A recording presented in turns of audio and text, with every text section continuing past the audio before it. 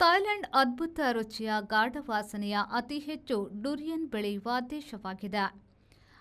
Malayan ಭಾಷೆಯ ಮುಳ್ಳು ಎಂಬ ಅರ್ಥದಿಂದ ಈ ಹಣ್ಣಿಗೆ ಡುರಿಯನ್ ಎಂಬ ಹೆಸರು ಬಂದಿದೆ. ಇದು ಹಲಸಿನ ಹಣ್ಣಿಗಿಂತ ಗಟ್ಟಿ ಹೊರಮುಳ್ಳು ಹೊಂದಿದೆ. ಇದು ಹಲಸಿನ ಹಣ್ಣು ಅಲ್ಲ.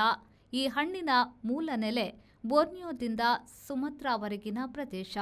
ಇದು ಅದ್ಭುತ ಸಿಹಿ ರುಚಿ ಹೊಂದಿದ್ರೂ ಇದರ ಕಟು ಪರಿಮಳ ಕೆಲವರಿಗೆ ಆಗುವುದಿಲ್ಲ. 30 ತಿಳಿದ ಡುರಿಯಾ ಜಾತಿಯೇ ಡುರಿಯನ್ ಹಣ್ಣು ನೀಡುವ ಮರಗಳು ಇವೆ. ಥಾಯ್ಲೆಂಡ್ ಮೊದಲ ಸ್ಥಾನದಲ್ಲಿದೆ. ಇಲ್ಲಿನ ಮಾತೋಂಗ್ ತಳಿ ಬಹುಪ್ರಸಿದ್ಧ.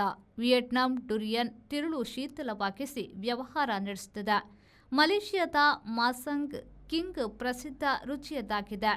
ಫಿಲಿಪೀನ್ಸ್ ಮತ್ತು ಇಂಡೋನೇಷ್ಯಾಗಳು ಡುರಿಯನ್ ಹಣ್ಣಿನಿಂದ ಬದಲಿ ಮಾಂಸ ತಯಾರಿಸುತ್ತದೆ. ಚೀನಾ ದೇಶವು ಡುರಿಯನ್ ಮರಗಳ ಬದಲು ದೊಡ್ಡ ತೋಪುಗಳನ್ನು ಆರಂಭಿಸಿದೆ. ಚೀನಾದ ಡುರಿಯನ್ ಉದ್ಯಮ ತೀವ್ರಗತಿಯಲ್ಲಿ ಬೆಳೆಯುತ್ತಲಿವೆ.